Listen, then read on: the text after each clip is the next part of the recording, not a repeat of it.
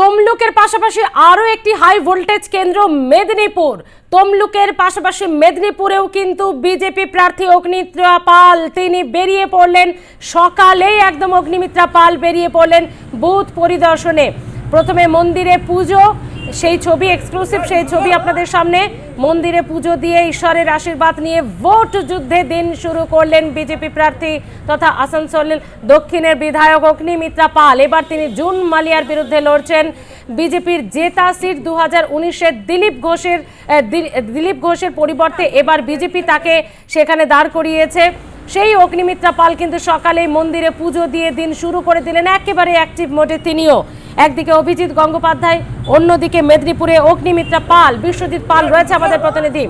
বিশ্বজিৎ, অর্থাৎ morning shows the day কথাতেই আছে, অগ্নিমিত্রা পাল অভিজিৎ গঙ্গোপাধ্যায়ের মতো সেটাই বুঝিয়ে দিলেন যে সকাল থেকেই ময়দানে। দেখো, একেবারেই ঠিক। অগ্নিমিত্রা পাল সকাল থেকে কিন্তু ময়দানে রয়েছেন এবং আমরা যেটা দেখতে পেলাম, মন্দিরে পুজো দিয়ে, হনুমানজির মন্দিরে পুজো দিয়ে তিনি শুরু করলেন প্রত্যেকটি বুথে বুথে যাওয়া এবং সেই বুথে বুথে গিয়ে কিন্তু প্রিসাইডিং অফিসার থেকে আরম্ভ করে যারা কেন্দ্রীয় বাহিনী জওয়ানরা রয়েছে তাদের উদ্দেশ্যে কিন্তু একটাই বার্তা দিয়ে আসলেন, বিনা অনু কার্ড ছাড়া কিন্তু কেউ বুথের ভিতরে প্রবেশ করতে পারবে না এবং বুথের ভিতরে প্রবেশ করতে দেবেন না।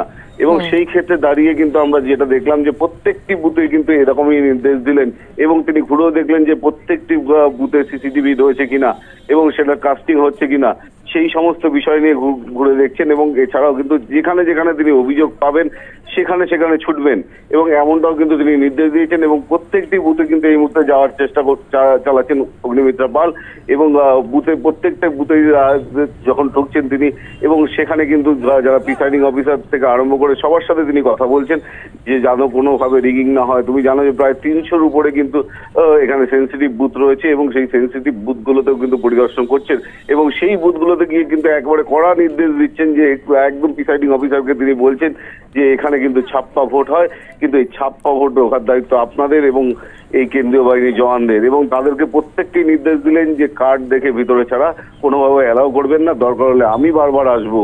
এবং প্রত্যেকটি জায়গায় তিনি যাওয়ার চেষ্টা করছেন এবং সকাল থেকে বাড়ি থেকে বেরিয়ে কিন্তু সংবাদ মাধ্যমের সামনাসামনি হয়ে বললেন যে তার কর্মীদের কিন্তু গতকাল রাত থেকে কিন্তু বিভিন্নভাবে পুলিশ তাদেরকে অ্যারেস্ট করছেন এবং তাদের কর্মীদের বুথ কেন্দ্রে ঢুকতে দিতে বাধা দিচ্ছেন এবং সমস্ত ক্ষেত্রেই কিন্তু অগ্নিমিত্রা পাল একদম সরব হয়েছেন সকাল থেকেই।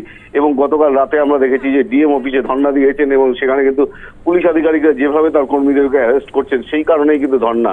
এবং এছাড়াও কিন্তু যেখানে যেখানে বুথে বসতে পারবেন না বিজেপি কর্মীরা সেখানে কিন্তু তিনি চলে যাবেন, এমনটাও কিন্তু তিনি সকালবেলায় জানিয়েছেন। আপাতত ধন্যবাদ বিশ্বজিৎ, তুমি পরিস্থিতির দিকে নজর রাখো। আমরা দিনভর অগ্নিমিত্রা পালের যে মুভমেন্ট সেদিকে তো নজর রাখবোই তোমার মাধ্যমে। আপাতত ধন্যবাদ। অগ্নিমিত্রা পাল অভিজিৎ গঙ্গোপাধ্যায়ের মতো বুঝিয়ে দিলেন সকাল থেকেই ময়দানে।